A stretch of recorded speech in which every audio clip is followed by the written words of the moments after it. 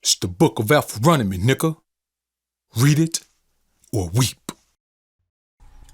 I was born to a righteous but mentally disturbed man and a woman who possessed no understanding of what being a wife and mother entail, nor any desire to take on either of those roles.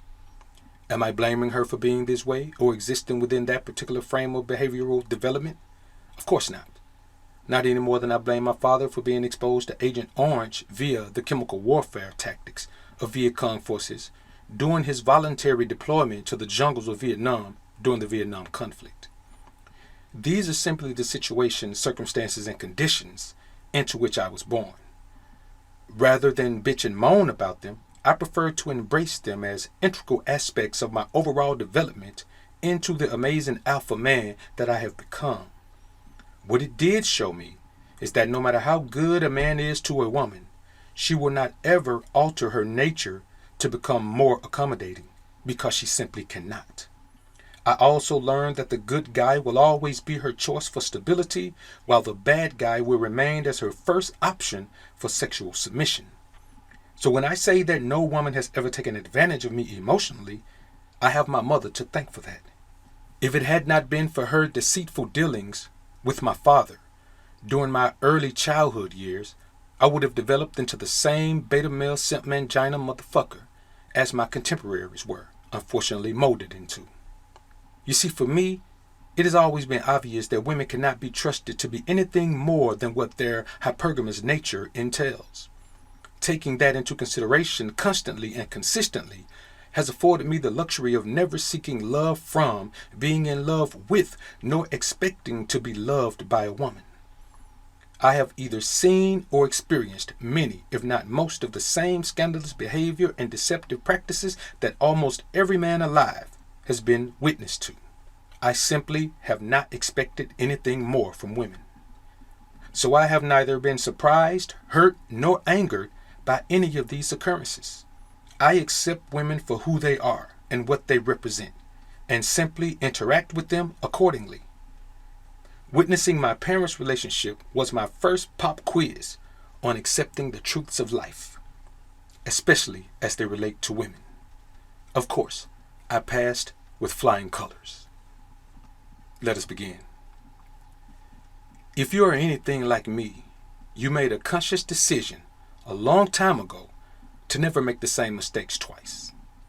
This is the equivalent of establishing a solid base of core values, or what we'll refer to moving forward as your system of core values. System, as defined for relevance to this conversation, means a set of principles or procedures according to which something is done, or an organized scheme or method. This is the systemic view each man must construct of his own core values or primary beliefs. Only then can you weaponize this system as your shield and sword against the societal attacks on your manhood. The key to warding off these attacks, as opposed to being victimized by them, is to stand firmly on the aforementioned system of core values. If any man can find a legitimate reason to compromise this value foundation, he might as well give up on his masculinity, have sexual reassignment surgery, and live his life as the woman who has been trapped inside of him throughout his lifetime. That is how serious of an undertaking it is to develop, establish, solidify, and prioritize your core values. For upon this very foundation, the principles of manhood and masculinity are built. Without it, there is no possibility of ever developing into the man of your dreams. You will instead be destined to waste your limited lifetime in the spiritual and psychological limbo of adjusting and readjusting your being in order to embody the ever-changing qualifications for being the man of women's dreams. Ironically, as drab and unfulfilling as that existence seems, the majority of men have overdosed on blue pills and accepted this state as the unequivocally irreproachable route to true manhood. The validation scam that women run on these men, as laughable as it is to us red pill men, is quite effective at perpetuating this illogical outlook on what manhood and masculinity truly entails.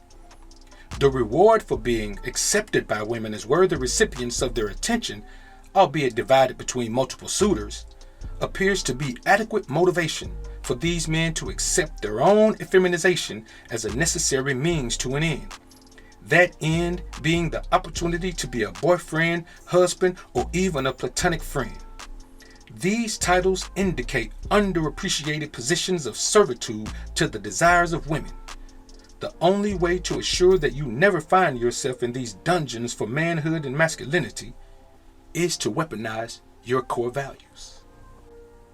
I wanted to discuss with you guys the differences between men and women and how they are not as glaring as they once seemed in previous times, previous generations even.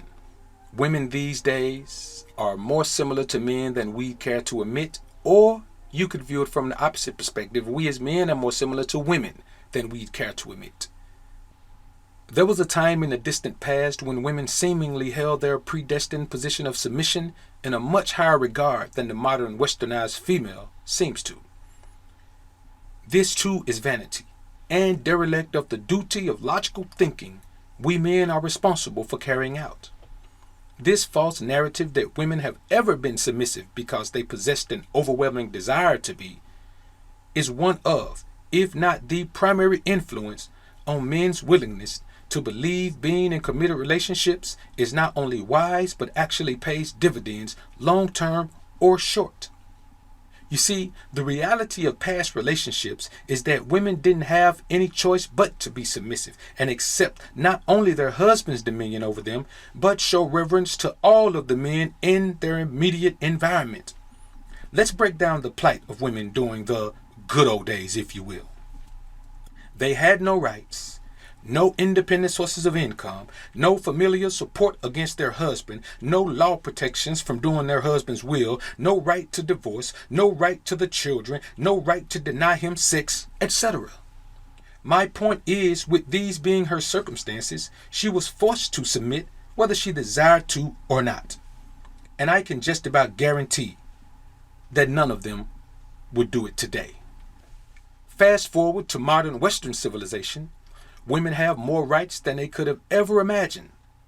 So much so that we as men are resigned to the fact that society has become more of a matriarchy than it has ever been.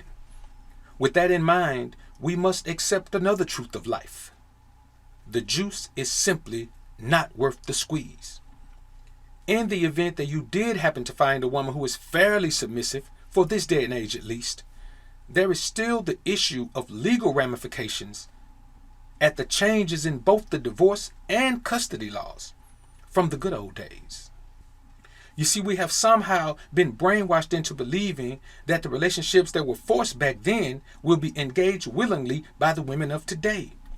This entire concept reeks of men being led by an emotionally charged desire to be validated by a woman's submission.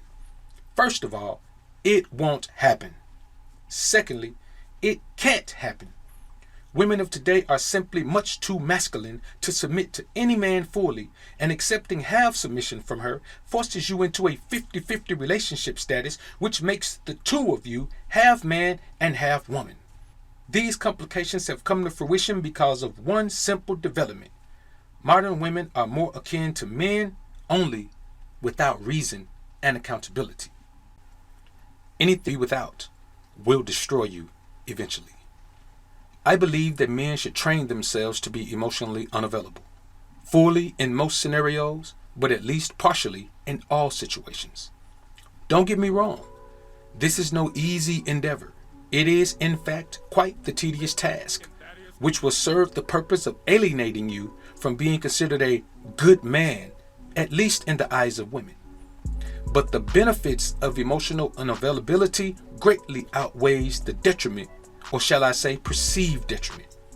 Love, affection, connecting on a higher level with the woman, or anyone else for that matter, commitment, having a lifelong partner, and other things of this nature are all considered positive emotional collectibles by men who have made themselves emotionally available. What these things actually represent is attachment. As a matter of fact, unbreakable addiction to people, places, and things. What's the problem with that, you may ask? Well, perhaps nothing if you don't mind being controlled by outside forces. The issue is this: anything you can't be without will eventually destroy you. There is no major distinction between a drug addict and a love addict, between an alcoholic and a sexaholic, between a porn addiction and a scorn addiction, between an unquenchable thirst for affection and an insatiable desire for parental approval in the face of fatherhood rejection. All of these conditions share two undeniable commonalities. They are each indicative of the addictive personality traits of a man who is emotionally available to a fault, and they have all been documented throughout the annals of history to viciously attack masculinity and manhood and destroy men's will to live. The basic yet impregnable truth of the matter is that no matter how irreprehensible women are in their displays of hypergamy, selfishness, and inconsideration, it is ultimately our sole responsibility, as a matter of fact, our duty, to impetuously defend our identity and honor our historical significance as the driving force behind the development and improvement of the world as we know it. The most important step in this process of accepting and carrying out that duty is the mastery of emotional unavailability. You see, being emotionally available is a serious energy drain at a time when we need our energy for logical assessments and tactical planning. Availability creates the need for emotional engagement at a time when we need to be void of emotion and in tune with our warrior spirit. It requires a need for the servitude of people when the struggle and impending battle is all we can afford to serve.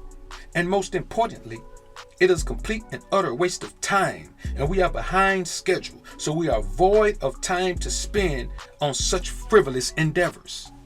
Emotional availability initiates unbreakable links to things and people that you suddenly can't be without.